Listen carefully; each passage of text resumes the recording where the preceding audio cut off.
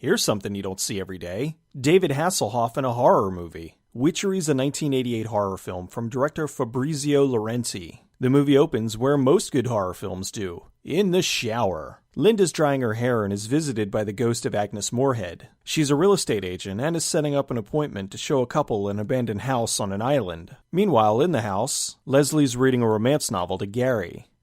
What if I just kind of get under the covers? Come on, be good, and go back to your sleeping bag.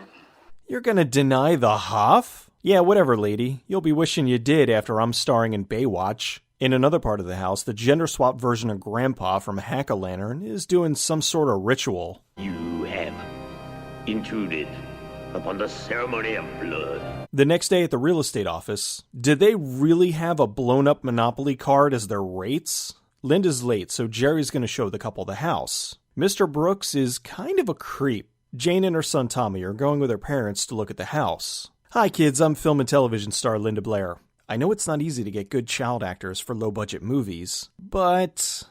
Do you live here? No, but my dad wants to buy this island right there. Over on the island, I have no idea what's going on. The reason Gary and Leslie are squatting in the house is to get pictures of the witch's light, which apparently is someone shining a flashlight at a crystal. Gary tries to turn on the charm, but once again, denied. Linda makes it just in time to go with Jerry to show the Brooks family the home. Mrs. Brooks has a serious conversation with Linda. But just remember one thing, Miss Donovan. We're not millionaires. Now show us this island we're getting ready to purchase. They take a fishing boat to the island because none of the ferries want to go there. Jerry talks to Mr. Brooks about the island. Sailors are weird, superstitious. They've got a bunch of legends about this island. Witches and rainbows and shit. What? Witches and rainbows and shit. If they're superstitious about rainbows, they'd probably shit themselves if they ever saw this. Jane is teaching Tommy how to use a tape recorder, which will probably come in handy later. I love you, Jane. Kid's talking to the tape recorder. It's time to get drunk.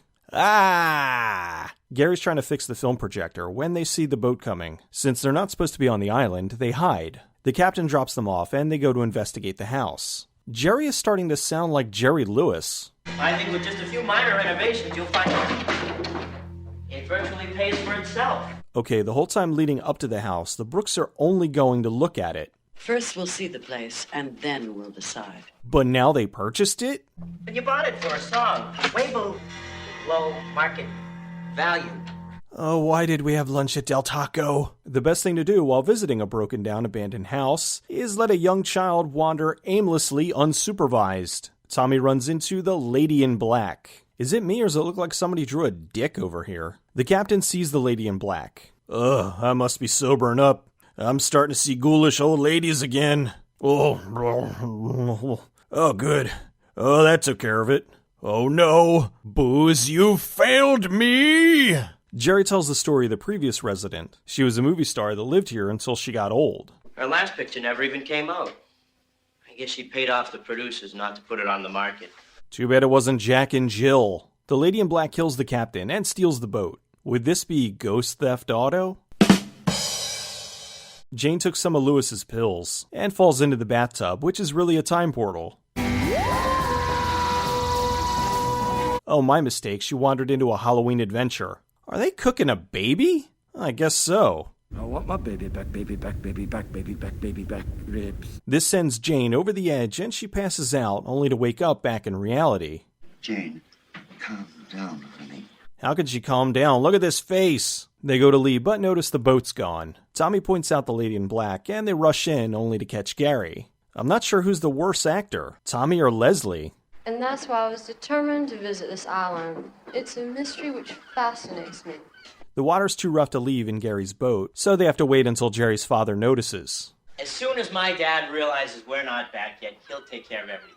Yep, look at him taking care of things. Mrs. Brooks seems like a pleasant lady. My nerves are just fine. Mrs. Brooks is investigating a room and gets pushed into the dumbwaiter. Ouch! Oh, it's the portal again. Jane talks to Leslie. I was possessed once. No, wait, twice. She tells her a coven used to practice witchcraft on the island, until they were all burned to death. Just then the projector kicks on, and it's the Lady in Black's home movies. There's a pregnant woman running away, like in Leslie's story. Nobody expects the Spanish Inquisition!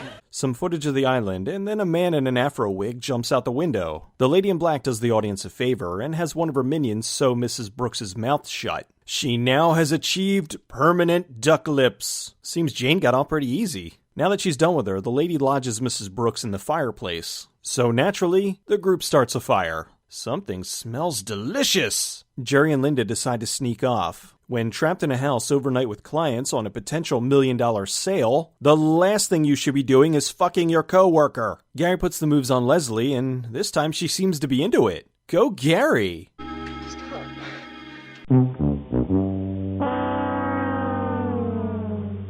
Jane's looking for Tommy and finds one advantage of living with a ghost, having an invisible crib rocker. This week on Goofy People Sex. Mr. Brooks spies on Jerry and Linda. You don't get this kind of service with Century 21. Gary finds Tommy listening to his tape recorder. Where'd everybody go? They've gone to Betson's Furniture, where you can choose a sofa and love seat or sofa and recliner for just $4.99. Tony went to the cops to tell him about the missing group, but they don't seem too concerned. Sex with a coworker in an abandoned house haunted by a witch. Well, guess she can cross that off the old fuck it list. The lady says some nonsense about lust and, oh, this thing again. The two seem to have been teleported into a Duran Duran video. Hello? I wasn't finished jacking yet. Linda gets tortured to death and Jerry is crucified and burned alive. Mr. Brooks and Gary find Linda's body. The lady goes to Leslie's room. Blood of a virgin. Oh, virgin. So she gets ghost raped by satanic Jimmy Fallon. The group sees Jerry and Gary goes to get Leslie. Linda and Jerry have been killed. Now you get dressed. We gotta find a way out of here. Get more dressed? The group's discussing what to do when Jane suddenly realizes Mrs. Brooks is missing. She may be in trouble. We have to go look for her. Do we have to? No need, she's right here. Gary sets off a flare to signal for help.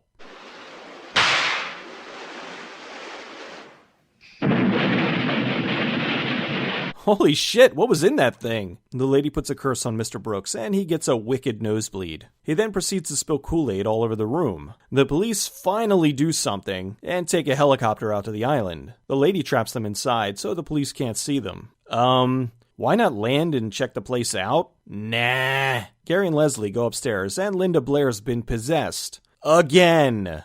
There are 3 doors to the dark side. Lust, avarice, and ire.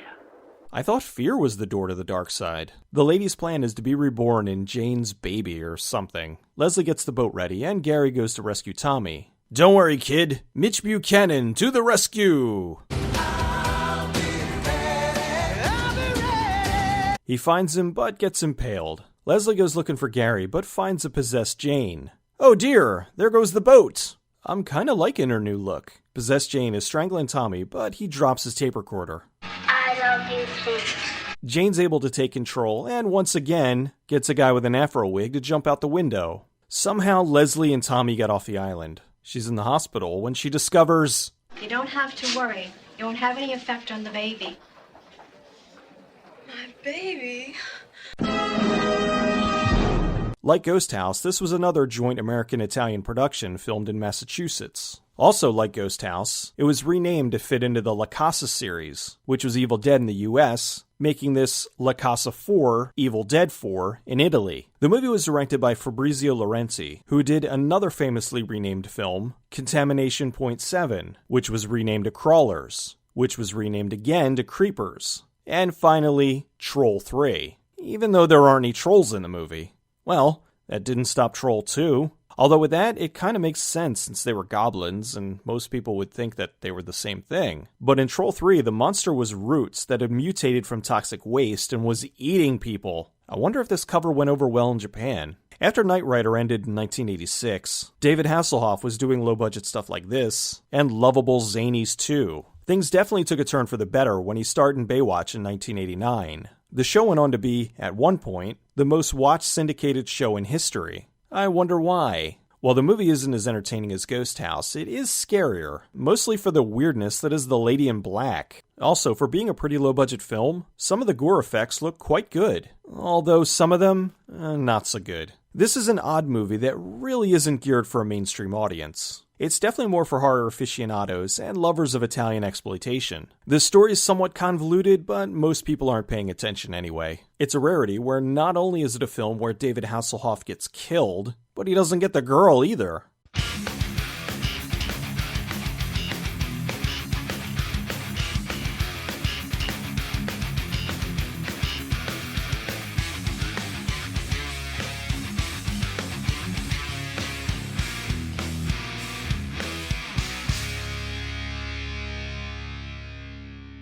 Sailors are weird, superstitious.